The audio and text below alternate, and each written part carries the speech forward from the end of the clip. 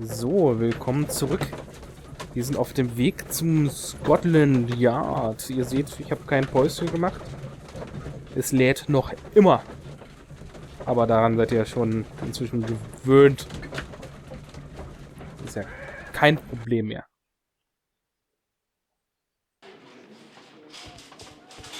Schauen wir mal. Können wir uns... An embroidered. Ja, das bringt uns nichts.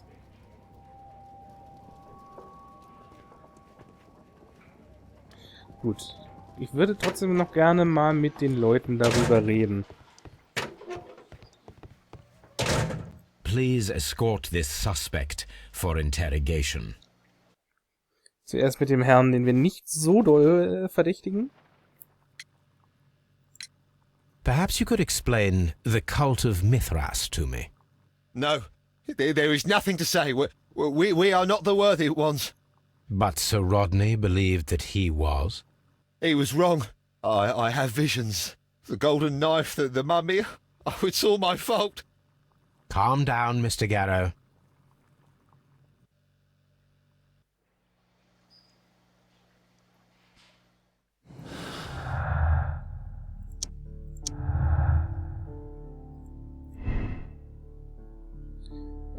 Na super. Gore leidet unter seiner extremen Fixierung auf den Mithras-Fluch und zwar so sehr, dass ihn seine Obsession in den Wahnsinn getrieben hat, was durch das Medikament, das er einnimmt, nur noch verstärkt wird. Gore leidet an Melancholie, er ist ein Opfer der Übermedikamentation, was seine Halluzinationen und sein unberechenbares Verhalten erklärt. Der Schock über Sir Rodneys Tod hat seinen Zustand noch verschlechtert. Nehmen wir erstmal das. Würde ich kühn behaupten. Und reden wir mal mit den anderen. Please escort this suspect for interrogation.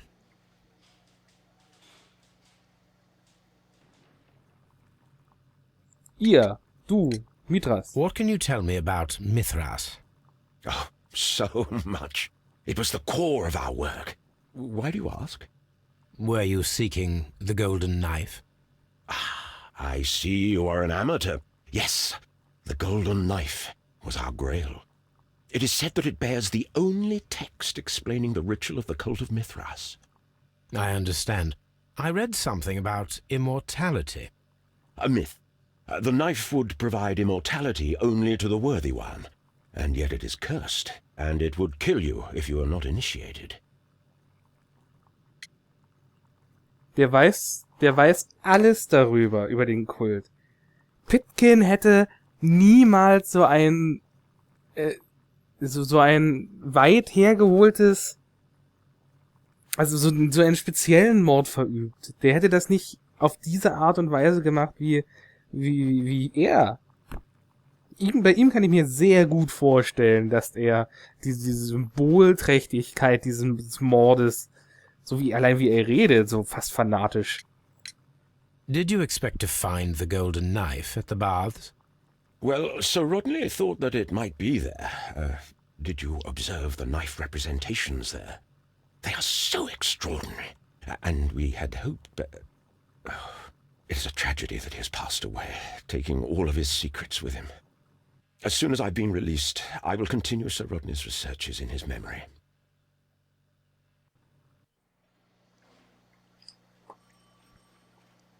Please escort this suspect for interrogation. Wir reden trotzdem mit allen.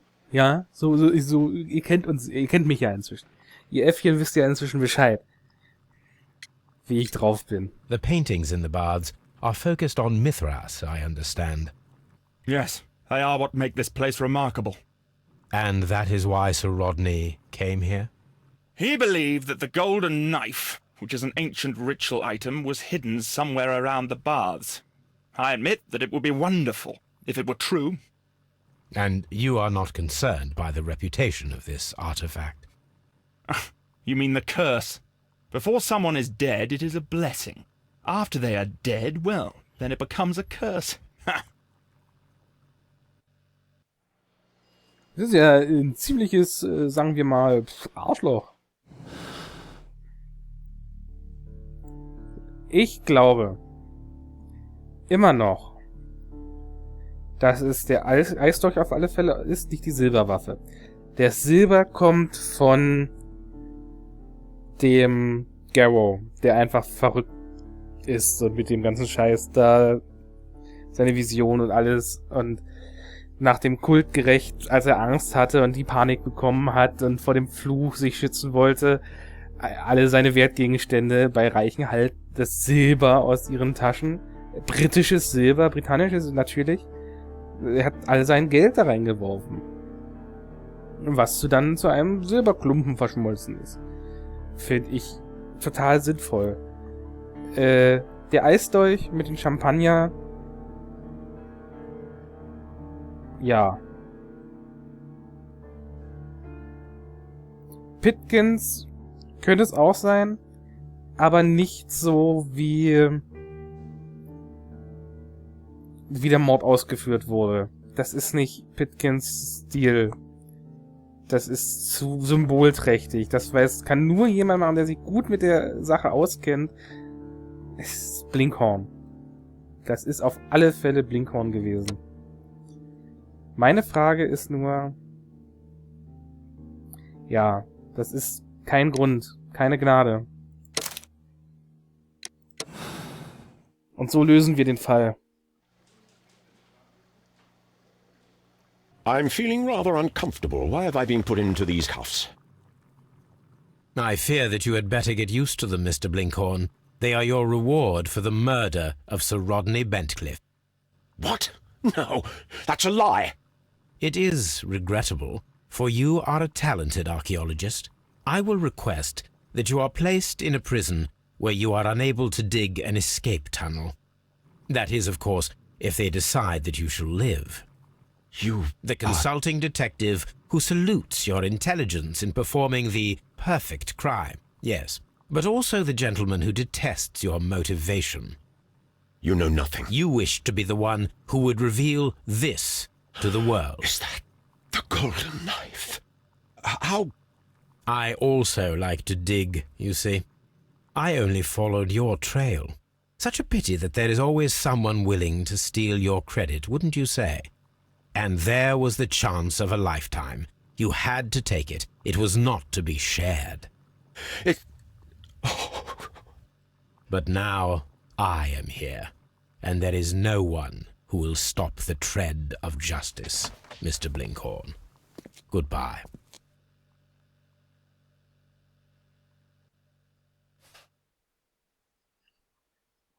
Jetzt bin ich gespannt.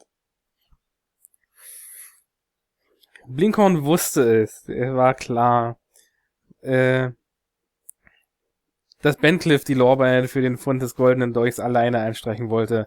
Daher plante er kaltblütig einen Mord, der nicht nur seinen Rivalen aus dem Weg räumen, sondern ihm auch noch den Ruhm des archäologischen Fundes einbringen würde. Dafür verwendete er einen selbstgemachten Eisbereiter, um eine Reproduktion des goldenen Dolches von Mithras aus Eis herzustellen. Diesen Dolch brachte er in einem Eisbehälter mit Champagner in den Dampfraum und ließ ihn nach der Tat auf den Boden fallen, sodass er wieder schmelzen konnte. Der Strick ist dafür die gerechte Strafe. Gefundene Hinweise 18. Schlussfolgerung Blinkhorn mit dem Eisdolch. So ein bisschen wie bei Cluedo. Entscheidung keine Gnade für Blinkhorn. Und jetzt schauen wir, ob es stimmt. Ja! Blinkhorn war's. Mit dem Eisdolch. 18 von 18. Sehr schön. Da haben wir wieder alles geschafft. Toll, toll. Entscheidung bestätigen. Das nehmen wir. Ja, ich habe im Moment kein Internet, von daher können wir leider nicht gucken, wie viele Spieler auf dieselbe... Oh, das ist ja schade. Das ist ja wirklich schade. Das hätte mich ja jetzt interessiert, wie viele Spieler noch auf diesen Gedanken kamen oder das Richtige hatten. Meine Persönlichkeitseinstufung ist immer noch verständnisvoll. Das ist sehr schön. Und dadurch, dass wir ja erst 9 Minuten spielen, machen wir gleich weiter. 2 Fälle direkt aneinander. Wir haben Blut und Eis und Grab... Was ist das? Habe ich jetzt nicht gelesen können so schnell. Muss mich ja dann immer nach vorne lehnen, weil ich ja hier vor meiner Couch lümmel. Und wenn ich solche schönen Adventures spiele, so bequem wie als möglich. Die Affäre Abbey Grange. Entschuldigung. Schauen wir doch mal. Ich habe hier nämlich auch noch ein paar Sherlock Holmes Bücher. Ob ich dies denn kenne. Die Affäre Abbey Grange sagt mir jetzt spontan nichts und ich glaube nicht, dass das hier drauf steht. Vielleicht ist es ja wieder ein eigenes Stück von den Herren. Aber der Eisdolch war ja klassisch. Ah, das hat mir gefallen. Das war schön. Ich kam zwar sofort drauf, aber gut. The game is afoot, not a word. Into your clothes and come. Bitte was? I'll wait for you in the sitting room. I've just received a note from Inspector Lestrade. A letter from the suburbs. He is in need of my presence. Whenever he has asked for my assistance, it has always turned out to be entirely justified. I fancy that every one of his cases has found its way into your collection. Yes, they all seem worthy of... However, I regret your fatal habit of looking at everything from the point of view of a story instead of a scientific exercise. Oh, Holmes, you... I beg your pardon, I digress. It would be much better to examine this letter than to try to convince you.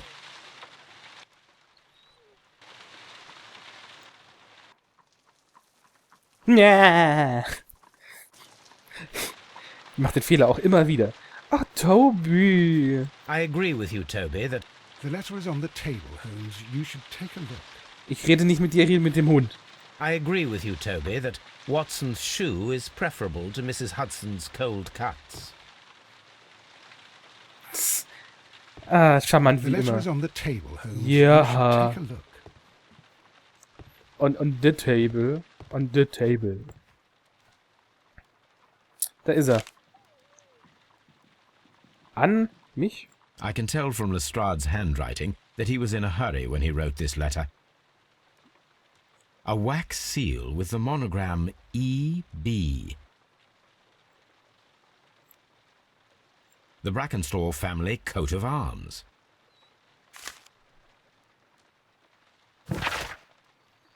Abbey Grange, Marsham, Kent, 3:30 Uhr.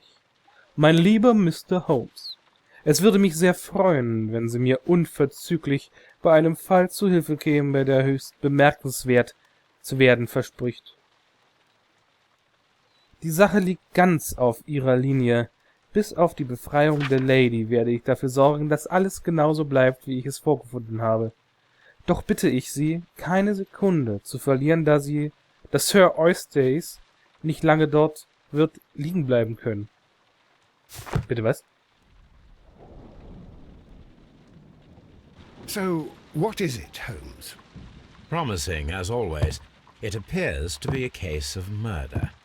So you believe that Sir Eustace is dead? I should say so. Lestrade wouldn't have sent for me for less. His writing shows considerable agitation, and he is not an emotional man. These people belong to high society. The quality of the writing paper, the E.B. monogram, their coat of arms. The crime was committed before midnight. Holmes, how can you possibly tell? Well, it is all thanks to Lestrade. He wrote his letter at 3:30 in the morning. Imagine the chain of events before that. The local police had to be called in. Scotland Yard was notified. Lestrade himself had to make haste there, and finally compose the letter he sent to me. All of that makes for a fair night's work. It makes sense. Lestrade also speaks of the woman he released. That seems to indicate that she had been held somewhere during the crime. Much time has been wasted. Let us find a cab and go to Abbey Grange immediately. I live in hope of an interesting morning. Oh, ich auch. Ich hoffe auch auf einen interessanten Morgen. Schauen wir das mal an. Genau in unserer Chronik. Und behalten haben wir den silbernen Dolch haben wir behalten. Ich wollte gerade sagen, den güldenen haben wir bestimmt nicht behalten. Kommt mir irgendwie bekannt vor, der Fall. Doch jetzt, wo ich darüber so nachdenke und wo er das bisher so erzählt hat. Mal sehen. Vielleicht stochert ja noch ein wenig was in meinem Gedächtnis herum und sagt so, hey, du, Chris, guck mal, das kennst du doch. Das wäre natürlich schön. Schön. Das ist aber die letzte Folge, die ich jetzt aufnehme für die heutige Aufnahmesession. Wenn wir die Tage wieder weiter aufnehmen. Weil ich ja noch zu tun habe heute. Ja. Ich treffe mich noch mit ein paar anderen Affen vom Mad Monkey Squad. Oh, hübsch. Ah, Mr. Holmes and Dr. Watson, here you are. I'm very glad that you have come, but perhaps I should not have troubled you after all. And why is that? Lady Brackenstall has come to her senses, and she has given so clear an account of the affair that there is not much left for us to do. You remember that Lewisham gang of burglars? What, the 3 Randalls? Exactly. The father and 2 sons. It's their work. They stole a silver service, which is of great value. Sir Eustace Brackenstall is dead, then? Yes. His head was knocked in with his own poker. A violent act of aggression. Yes, the poor lady. She has had a most dreadful experience. She was assaulted and tied to a chair. But I think that you would best see her and hear her account of the facts. She's in the morning room with her maid to raise her right. Where is the body of the deceased? In the dining room. We haven't touched anything. All right, I'm going to examine it. Very good, Watson.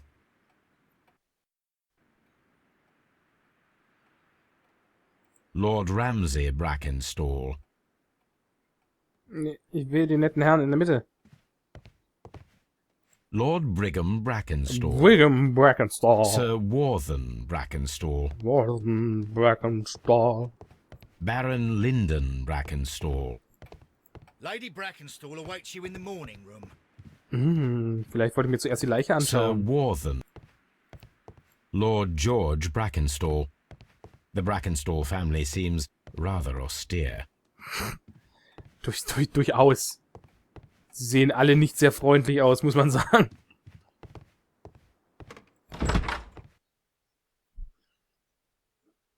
Aber hübsch scheinen sie es zu haben.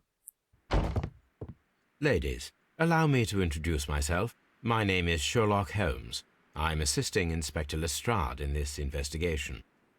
Mr. Holmes, I am the wife of Sir Eustace Brackenstall. We were married only a year ago. Witwe! I am sorry for your loss. Please accept my deepest condolences. I suppose that it is no use my attempting to conceal that our marriage has not been a happy one. I fear that all would tell you that, even if I were to attempt to deny it. Schauen wir sie uns doch mal an. Etwas springt uns da ja praktisch ins Auge. Verzeihung. Unangebracht, ich weiß.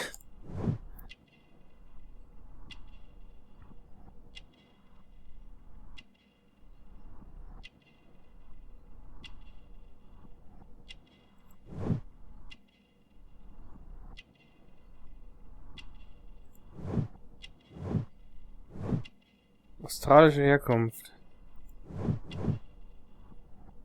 Elegantes Kleid. Ja, der Ehering war klar. Was ist das? Alte Verletzungen. Can you describe to me the events of yesterday evening? Is it really necessary? I have already told Inspector Lestrade all that happened. Yes, madam, it is. I will tell you then. Sir Eustace retired about 10:30. I sat in this room until after 11, absorbed in a book. Before I went upstairs, I entered the dining room to fetch a candle and... oh God. Please, go on. As I approached the French window, I found myself face to face with an elderly, broad-shouldered man who had just stepped into the room. Close behind the first man, I saw 2 others. One of them struck me a savage blow with his fist and felled me unconscious to the ground. And then? When I came to myself, I found that they had secured me tightly to a dining room chair. It was at that instant my unfortunate husband entered the room. He fought with the intruders? Yes, I think he had heard them, for he was holding his stick. But they were 3, and he eventually succumbed. One of them, the elder one, struck him a terrible blow with the poker. I fainted once more. When I opened my eyes, they had withdrawn. Then my brave Teresa came to my assistance. Did these 3 villains steal anything? Yes, I found that they had taken the silver from the sideboard. But you can see for yourself in the dining room. Das werde ich, meine Liebe. You mentioned that your marriage was not a happy one. Was there anything specific that was troubling you? He was not a nice man when he was drunk. And he suffered from dark moods, but nothing else. Alte Verletzungen. The bruises on your hands are at least 1 week old. Your husband caused those bruises? Oh, do you? Yes, he did. He was very angry at the time. Out of control. Again. Sir Eustace was a drunkard.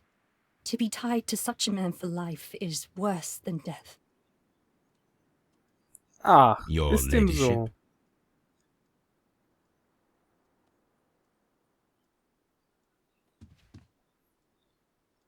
Sie muss ich auch befragen. Das machen wir noch. Heute machen wir... Das ist gerade so spannend. Ich möchte da jetzt... Machen wir eine kleine längere Teresa, Folge. I would like to hear your testimony. Certainly, sir. Zuerst schaue ich sie mir aber an.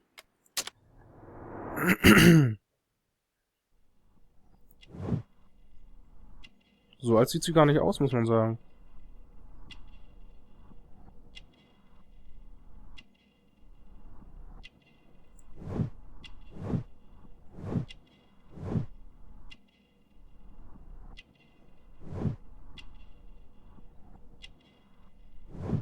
Fürsorglich, warum? Nochmal? Naja. Arbeiterhände. Kaffeefleck. Was ist passiert? As I sat by my bedroom window, I saw 3 men in the moonlight down by the lodge gate. But I thought nothing of it at the time. Oh, if I'd known. And then? I went to bed, and it was more than an hour after that I heard my mistress scream. And down I ran, to find her tied to the chair and him on the floor with his head smashed. That's all I know.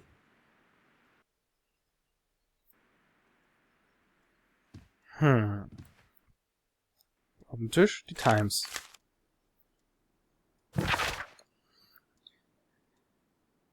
Familiengeschäft läuft, die Randale-Bande ist wieder unterwegs. Vor weniger als 2 Wochen ist die berüchtigte Einbrecherfamilie, die als die Randall-Bande, natürlich, Randall-Bande traurige Berühmtheit erlangt hat, mit einem brutalen, aber leider erfolgreichen Einbruch in eines der wohlhabenderen Häuser in Sydenham wieder aufgetaucht. Polizei ist nach dem Verbrechen bereits auf der Spur. Keine Einzelheiten der Tat genannt, auch nicht der Name des Opfers. Ein Zeuge konnte zu allen 3 Männern genaue Personenbeschreibungen abgeben, was der Polizei sicherlich die Möglichkeit geben wird, ihr Profil dieser Familie von Ganoven zu vervollständigen. Wir nehmen uns die Freiheit, unsere geschätzten Leser über diese gemeingefährliche Bande zu informieren und ihnen die aktuellsten Beschreibungen der 3 Verbrecher zu geben. Die Bande ist schon seit geraumer Zeit aktiv und besteht aus einem Vater und 2 Söhnen. Das älteste Mitglied, Jack Randall, ist ein Mit-40er mit bereits ergrautem Haar sowie von durchschnittlicher Körpergröße und Statur. Das sind die genauen Beschreibungen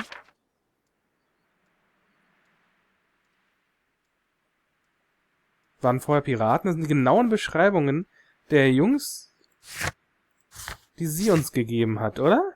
The description of the Randall gang provided by Lady Brackenstall is identical to the one in the Times article. Na dann.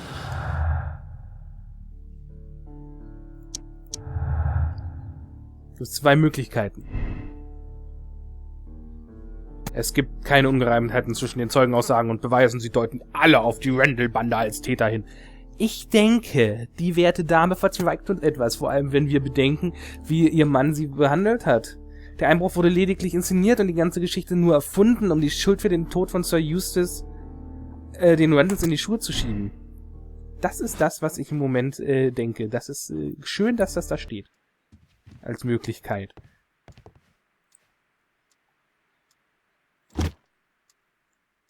This photograph of Lady Brackenstall and her maid Teresa was taken at a port, but which one? Kann ich mir das nicht anschauen? Ah, die scheinen sich übrigens sehr nahe zu stehen, die beiden. Würde mich nicht wundern, wenn sie eine zugunsten der anderen lügt. So the lady and her maid came from Australia a year and a half ago on this ship. Lalala, einstecken.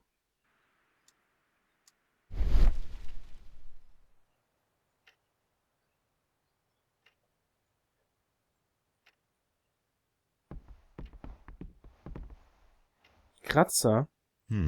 These scratches are most definitely made by the picture frame. This is Sir Eustace's safe. There may be something important inside. I must ask Lady Brackenstall to open it. This. Ja. Lady Brackenstall. Meine werteste. Me Lady. Lady Brackenstall, could you open this wall safe? No, it is my husband's safe. I do not know the combination. We have to open it. Your ladyship? Gut, na dann schauen wir uns doch mal die Leiche an. The body is still in the dining room where the murder... You should examine the body of Sir Eustace Brackenstall.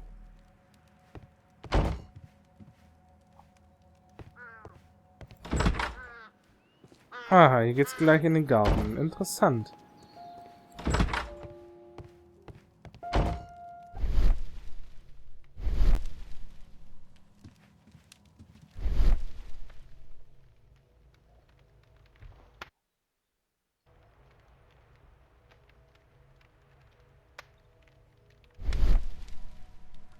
Aha. It appears that the bell rope was cut by someone taller than me.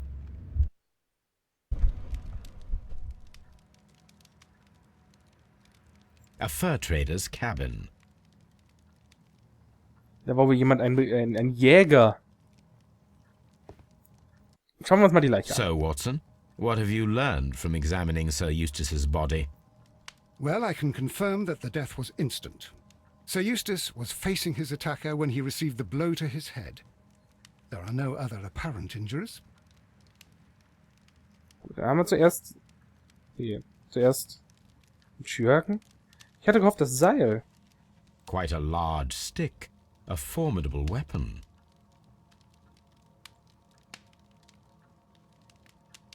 Kein Stockdegen, wie es aussieht. Barefoot. He had therefore been in bed and did not have time to fully dress. Offensichtlich. That must be the murder weapon. Offensichtlich. Oh, das Kamingitter ist voller It Blut. is covered in blood. Sir Eustace might have struck his head upon it while falling from the blow. That is one possible explanation.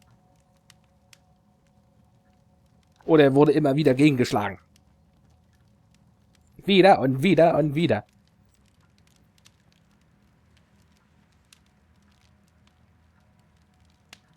The head was cracked with the force of the blow.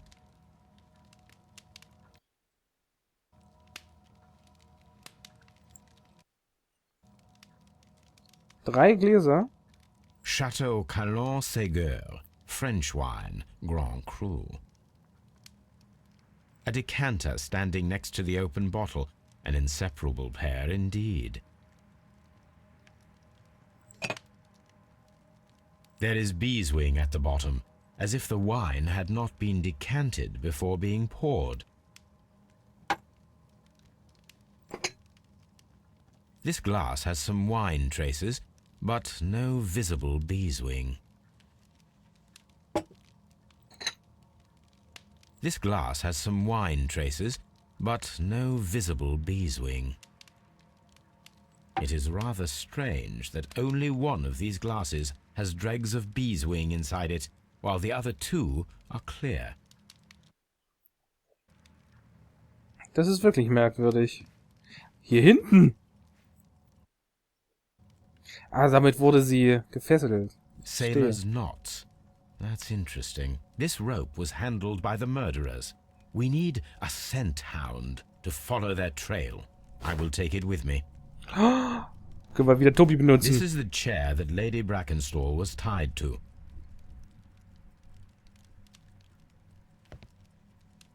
The hunting scene. This door leads to the upstairs bedrooms. Apparently the criminals did not venture there. Tobi holen, da steht's. A deer hunt. Da mag wohl jemand die Jagd, wie gesagt. Antique hunting weapons. The hunting scene. Ist wohl das Jagdzimmer. Gut. The death was instant. Ja, das glaube ich gern. Schließlich Schädel zertrümmert mit Hirn und so. Gut, aber wir müssen an dieser Stelle Schluss machen. Es tut mir leid. Ich würde auch gerne weitermachen. Ich bin gerade so drinne und würde gerne Tobi holen und hier die ganze Bude auf den Kopf stellen. Zusammen mit euch Äffchen, aber nö. Heute ist Schluss. Muss auch mal Schluss sein. Alles gut hat ein Ende. Und für heute ist das jetzt. Wir sehen uns dann beim nächsten Mal, wenn es weitergeht. Bis dahin. Ciao.